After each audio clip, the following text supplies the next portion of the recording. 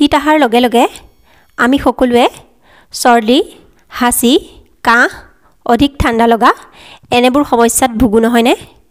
আজি তেনেবোৰ সমস্যাৰে এটা সৰল সমাধান আনিছোঁ। যদি আপোনালোকৰ ভাল লাগে তেন্তে প্লিজ ভিডিঅ'টো প্ৰয়োজন হৈ থকা এজনক শ্বেয়াৰ কৰি দিব। তেন্তে আহক দেৰি নকৰি ভিডিঅ'টো আৰম্ভ কৰোঁ। এই ঔষধি গুণসম্পন্ন পনীয়বিধ বনাবৰ বাবে এজন মানুহৰ জোখাৰে মই দেখাইছোঁ। মই লৈছোঁ 5 খিলা তুলসীৰ পাত, অকণমানি আদাৰ টুকুৰা এটা আৰু 5টা জালুক। ঘৰতে ক'লা তুলসী আছিলে, মই ক'লা তুলসী পাত লৈছোঁ। যদি আপোনাৰ তাত সেউজীয়া তুলসী আছে তেনেহ'লে সেউজীয়া তুলসী পাত হ'লেও হ'ব। আৰু এইখিনি প্ৰথমতে মই এটা খুন্দনাত অকণমান ভালকৈ থেতেলিয়াই ল'ম।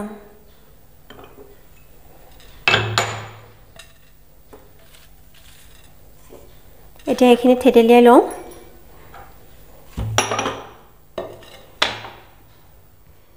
তাৰ পাছত গেছটো অন কৰি ল'ম।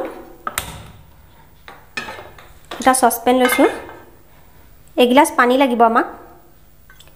এগিলাচ পানী লৈছোঁ। তাৰ পাছত এইখিনি যিখিনি পিচি লৈছিলোঁ এই পিচাখিনি ইয়াতে দি দিম। এই পানীখিনিকে এইটো তেনেকৈ দি ঢালি দিলেই হ'ব। হৈ গৈছে।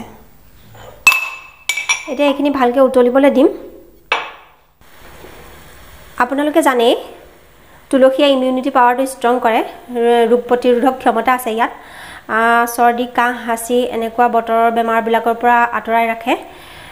আৰু আদাটোৱে আমাৰ শৰীৰৰ গৰমটো বৃদ্ধি কৰে, কফটো বাহিৰ উলিয়ায়। আৰু ইয়াত আছে জালুক। জালুকটোৱে শৰীৰৰ গৰমটো বৃদ্ধি কৰে, ঠাণ্ডা দিনৰ সমস্যাবিলাকৰ পৰা আমাক বচাই ৰাখে। গতিকে এই তিনিওটা বস্তু দিয়াৰ বাবে ই বহুত ভাল দৰৱ হয়। এইটো দৰৱ ব্যৱহাৰ কৰা হৈছিলে জানেনে? ক'ভিড-19 যেতিয়া হৈছিলে তেতিয়া আপোনালোকে হয়তো ঘৰে ঘৰে সকলোৱে বনাইছিলে, সকলোৱে খাইছিলে। কিন্তু বেমাৰটো যোৱাৰ পাছততো সকলোৱে পাহৰি যায় কথাবোৰ, বিপদ যোৱাৰ পাছত। আচলতে তেনেকুৱা নহয়, মাজে মাজে এতিয়াও আমি প্ৰয়োগ কৰি থাকিব লাগে। আৰু ঠাণ্ডা দিনত এইটোতকৈ ভাল আৰু একো নাই। আৰু এইটো বনাই হোৱাৰ পাছত ইয়াৰ পাছত আৰু এনেকুৱা দুটা বস্তু দিব পাৰিম, যিটো মানে খোৱাৰ সময়ত গুণটোও বেছি বঢ়াই দিব আৰু লগতে খাবলৈও সোৱাদ হৈ যাব।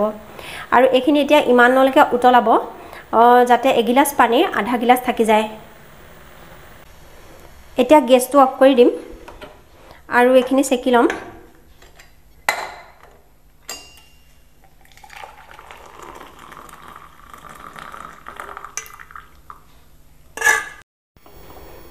এতিয়া ইয়াত অকণমান মৌজোল দি দিম। যদি সৰু ল'ৰা ছোৱালীক খুৱায় তেতিয়াহ'লে সিহঁতে এনেকুৱা টেষ্টটো খাবলৈ ভাল নাপায়, গতিকে অকণমান মৌজোল দিব পাৰে। আৰু অকণমান নেমু চেপি দিব। এইটো অকল টেষ্ট বঢ়াবলৈ বুলিয়ে নহয়, নেমুটো চৰ্দি কাহত ভাল আৰু মৌজোলটোৱেও কফটো বাহিৰ কৰে।